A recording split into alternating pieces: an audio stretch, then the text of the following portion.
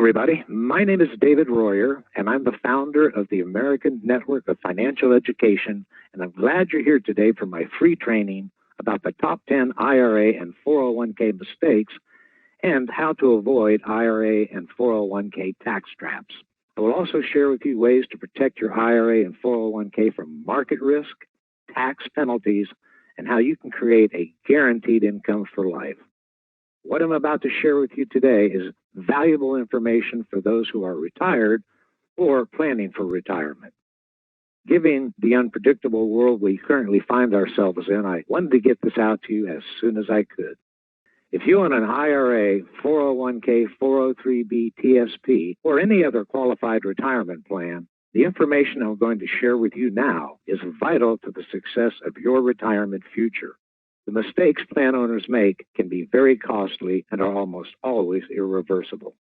At the American Network of Financial Education, our passion is to empower every American to take control of their financial and retirement future. Now, you may want to grab a pen and paper to take notes. Taking notes could be important, as I'll be going quickly. I'll be covering a lot of very important information that could have a big impact on your retirement. During today's training, I'm going to go over the highlights of my book, Top 10 IRA and 401k Mistakes, and how to avoid IRA and 401k tax traps. So with that, let's get started. We're going to jump right into mistake number one, and that's not understanding how the Secure Act of 2019 and the more recent Secure Act of 2022 will impact your retirement accounts. The Secure Act of 2019 is one of the most significant pieces of retirement legislation in over a decade, and these new rules went into effect January the 1st, 2020. Now, the Secure Act of 2019 offered two new benefits to IRA owners, so let's review them quickly. The first benefit, it eliminated the 70.5 age limit for making traditional IRA contributions. You see, prior to the Secure Act, when you turned 70.5, you could no longer make contributions to your IRA. That limitation is now gone, and that allows you to contribute longer. The second benefit, it increases the RMD age from 70.5 to age 72. So now you can wait longer to take distributions. So these new benefits will help your retirement plans grow and provide more income during your retirement years.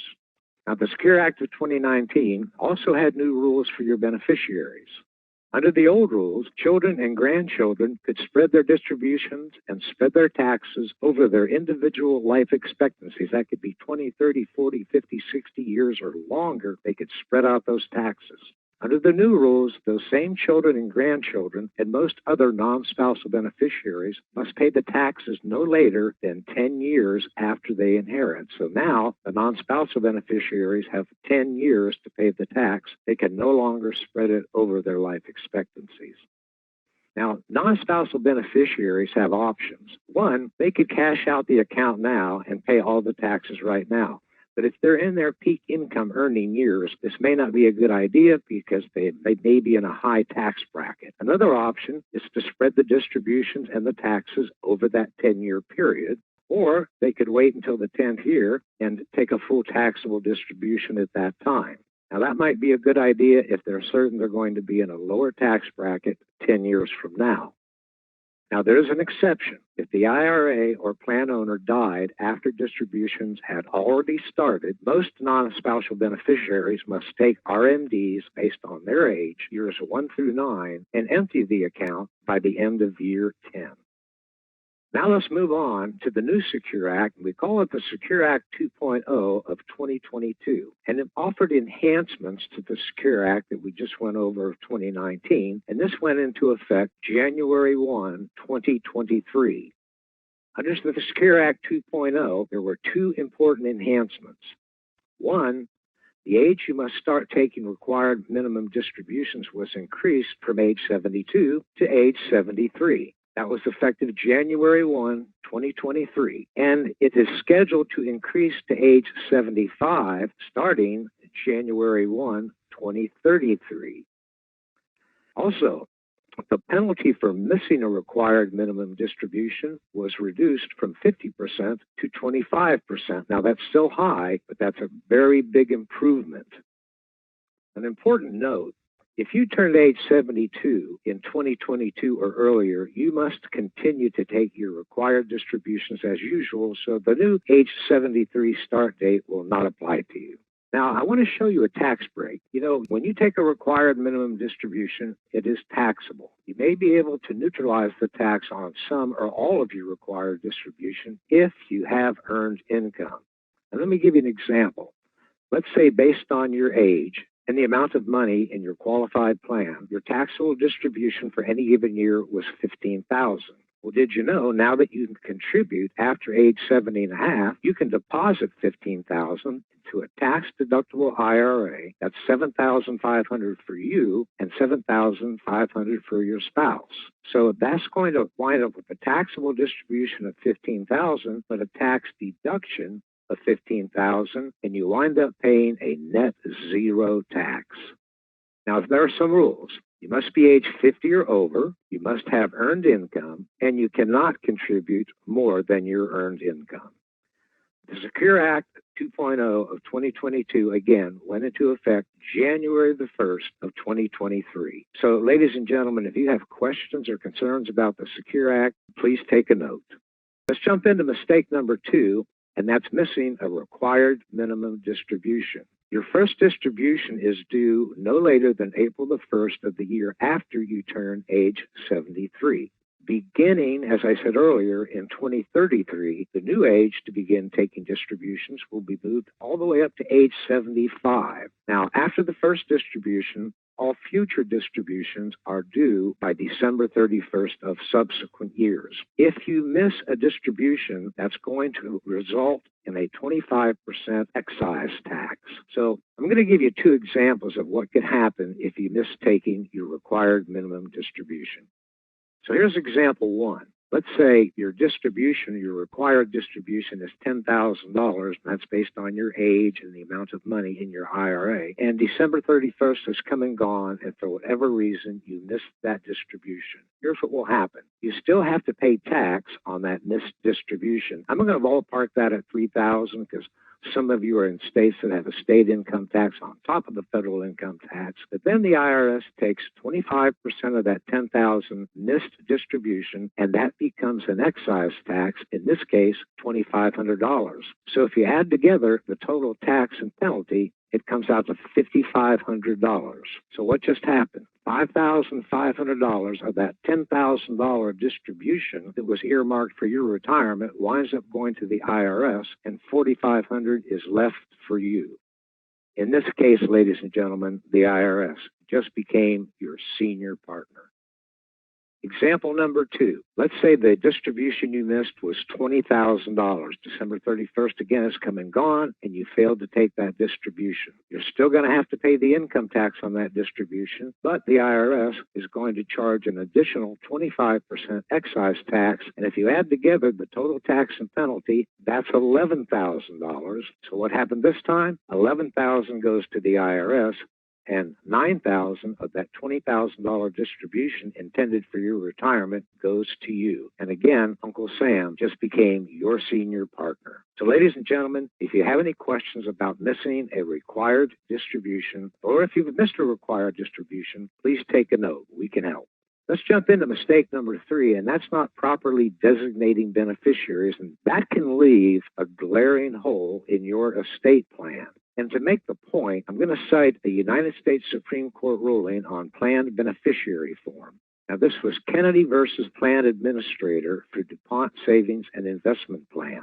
And here's what happened. The United States Supreme Court unanimously ruled that William Kennedy's ex-spouse received his $402,000 retirement plan because she was the named beneficiary. Now, under the decree of divorce of 1994, Mr. Kennedy's ex-spouse waived her rights and any benefits to his retirement plan, and they both agreed that the proceeds would be paid to their daughter, but they failed to change the beneficiary document. How could that happen? Well, both Mr. Kennedy and his attorney believed that a decree of divorce, because it's a legal document and had a more current date, would override the beneficiary form, and they were quite wrong. When Mr. Kennedy passed away in 2001, again, the United States Supreme Court awarded his retirement plan to his ex-wife. And I said all that to make this point. The beneficiary form trumps everything, regardless of what a will, a trust, a decree of divorce, or any other signed document might say. I want to talk about another beneficiary mistake, and I call this one too much, too fast. It's estimated that the average inheritance is spent between 90 days and 17 months. And according to MarketWatch, 1 in 3 Americans who get an inheritance blow it. If you think about the time you spent to build that retirement account, you certainly wouldn't want your beneficiaries to spend that money in 90 days or 17 months.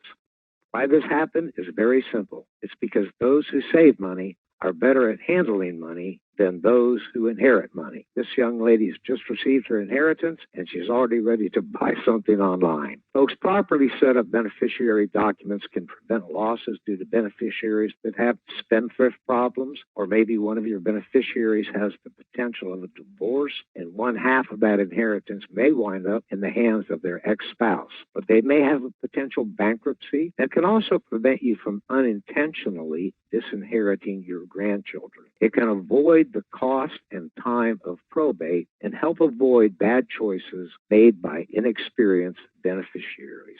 So I'm going to recommend you get a beneficiary form checkup. It doesn't cost anything, there's no obligation, and the mistakes are easily corrected. Ladies and gentlemen, if you're concerned about beneficiary mistakes, I hope you'll take a note.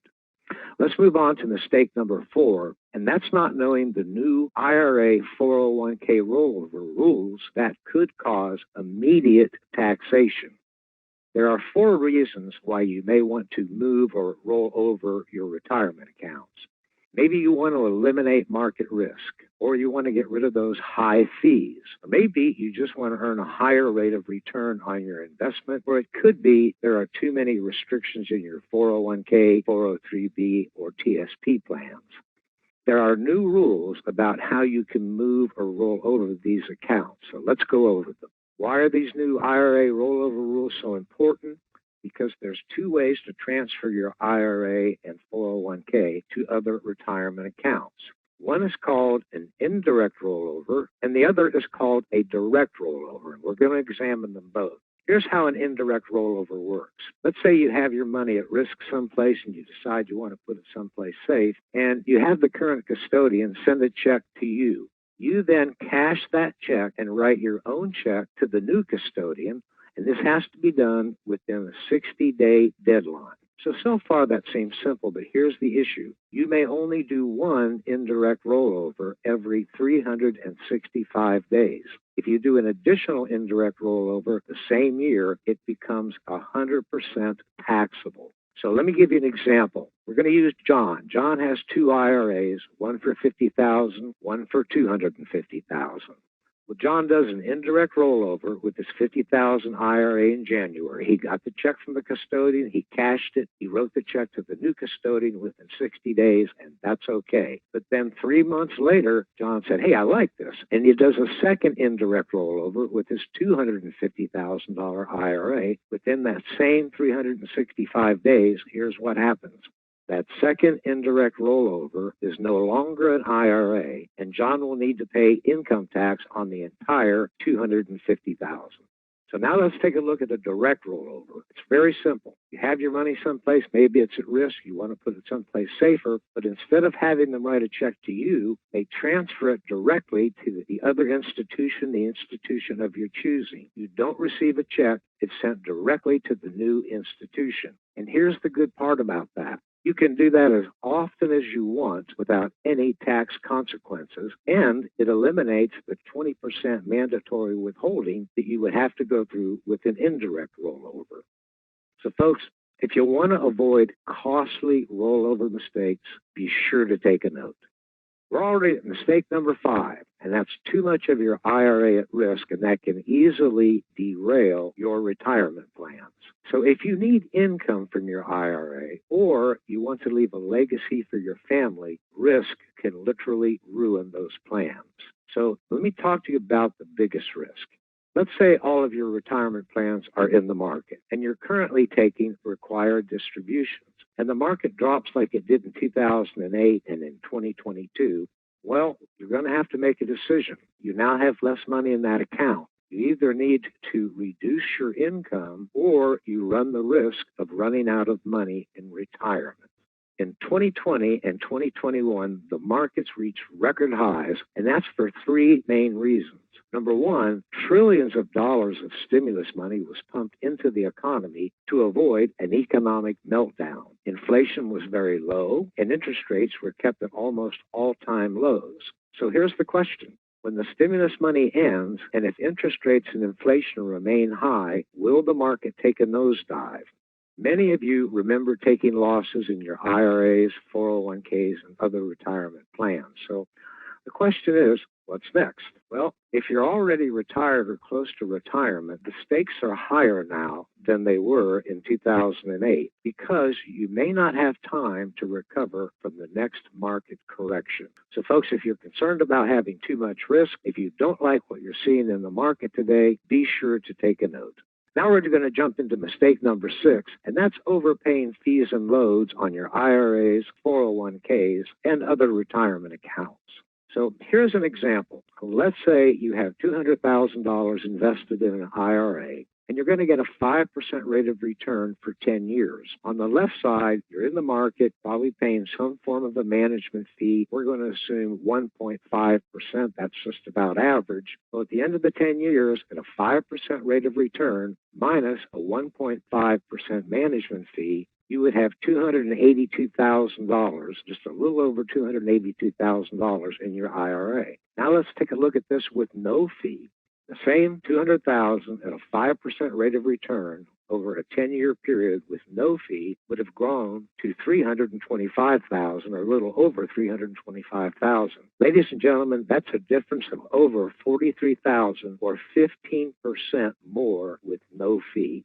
Now, there's also some hidden fees in your 401k and other plans. There are investment fees, there are plan administration fees, and individual service fees. And according to smartasset.com, the average fee is 2.22%. And also, according to smartasset.com, the average worker pays over $138,000 in fees over their lifetimes.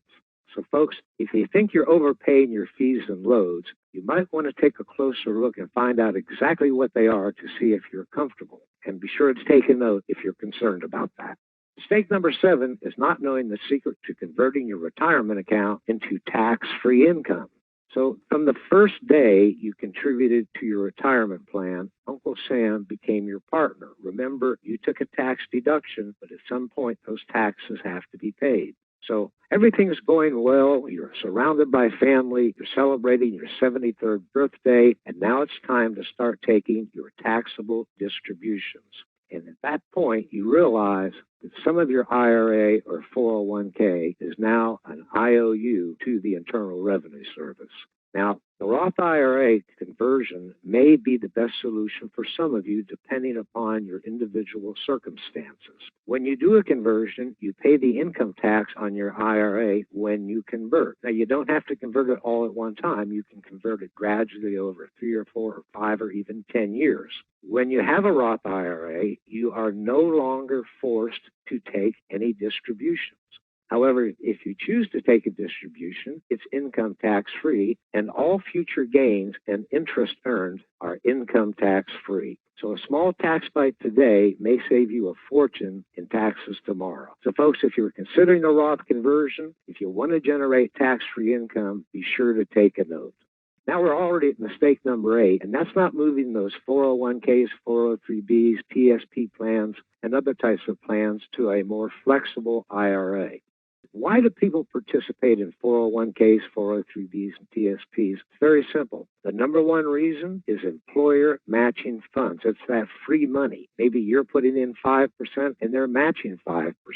But when the contributions stop, the free money ends, and it may be time to get your money out of the plan. So the question is, what should you do with your 401k, 403b, or other retirement plans when you retire? Well, you have two choices. You can leave the money in the plan, or you can roll the plan to a more flexible IRA.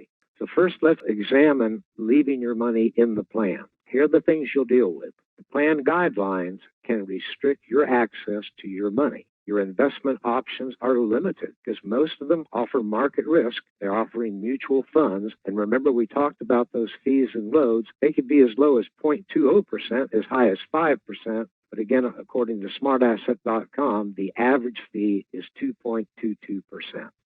Now let's take a look at rolling the plan to an IRA. First of all, a direct rollover, remember we talked about indirect and direct, a direct rollover avoids the 20% mandatory withholding for taxes. Your money continues to grow tax deferred, but now you control where your money is invested, and the entire universe of investments becomes available to you. IRAs offer the Roth conversion, and you can eliminate or reduce market risk, and you can eliminate or reduce fees and loads. Now, also, there's another opportunity for your 401ks. If you're over age 59 and a half, most 401ks, 403bs, and TSP plans, they only offer mutual funds, but you can do an in-service transfer to an IRA. That means you're still working. You can transfer that money into an IRA and protect the principal from the next market downturn. And the best part, plan owners can continue to contribute after an in-service rollover and continue to receive company matching funds. Now, if you were laid off or changed employments, you may be able to move your 401k or 403b now. So folks, 401k, 403b, TSP planning can eliminate very costly mistakes for you and for your family. So folks, if you're considering moving your 401k, 403b, TSP, or other retirement plans to a more flexible IRA, please take a note. We're already at mistake number 9, and folks, that's having too many retirement accounts. If we call that the retirement mess, then it may be time to consider consolidating. Did you know the average person that retires in this country has their retirement savings between 8 and 10 different accounts? So if all of your IRAs and other qualified retirement accounts can be consolidated into one easy-to-manage IRA, the advantages are you're less likely to make any costly mistakes that we just went over, you're less likely to get hit with any IRS penalties, and it's easier to calculate your required minimum distribution from one plan than it is from 8, 9, or 10 plans. Now, if you own a Roth IRA, you will need a second account because you cannot put a traditional IRA and a Roth IRA in the same account. So folks, if you have too many retirement accounts like most people do when they hit retirement age, please take a note. Here we are at mistake number 10, and that's not getting a second opinion. So let's first talk about your health. You know, maybe you see your family practitioner once a year, every 6 months, or maybe just when you're not feeling well. And they check your pulse, they check your blood pressure, and they also listen to your heart. So if your family practitioner is listening to your heart and he says, John, I don't like what I'm hearing, and I believe you have a heart problem. What I want you to do before you leave the office, stop at the nurse's station, schedule an appointment to come in early next Tuesday, and I'm going to perform open heart surgery. Well, just the thought of that might scare you, but that's not what would happen. What your family practitioner would do is refer you to a cardiologist or perhaps a cardiac surgeon or somebody that had the training, the skill, and the experience to deal with your particular health problem. Now let's talk about your wealth. Unfortunately, there is no built-in system to get you to the person that has the expertise in the area that you need. So there's 3 phases of retirement wealth. So let's talk about those. There's the accumulation phase, the preservation phase, and the distribution phase. Now, prime earning years, while you're saving for retirement, that is the accumulation phase. But somewhere around age 60, it's time to protect the money that you've saved. Now you're in the preservation phase. And at age 73, you have to start taking required distributions, and now you're in the distribution phase. So does it make sense for you to get a second opinion from somebody who specializes in preservation and distribution? Getting a second opinion from a member of the American Network of Financial Education can save you a fortune in 4 major areas. 1, it can stop market losses, it can stop you from overpaying taxes, overpaying fees, and it can help you avoid unnecessary IRS penalties. So folks, if you'd like to get a second opinion, be sure to take a note. Now, here we are at mistake number 11, and I said there were 10 mistakes, but this is a bonus mistake, and it's an important one, and that's not having a plan that gives you a guaranteed income for life. According to Kiplinger, Retirees with a guaranteed income are happier and they live longer. Also, according to Kiplinger, everyone with savings can secure a lifetime income that goes a long way toward peace of mind in retirement. So there are three ways to have a guaranteed income for life. Of course, there's Social Security. That's going to be based on earnings. There's employee pension plans, but very few companies still offer this. A third option that's available to everybody is called an indexed account. And the way that one works is it grows with the market, but there's no market risk, and it can provide a guaranteed income for life. So good advice, folks, can make the difference between rapid taxation and a lifetime of income. So if you're concerned about income or having a guaranteed income for life, be sure to take a note. Ladies and gentlemen, I hope you found the information I shared with you today helpful in protecting the future of your retirement plans. And from all of us at the American Network of Financial Education, we wish you financial safety and a stress-free retirement.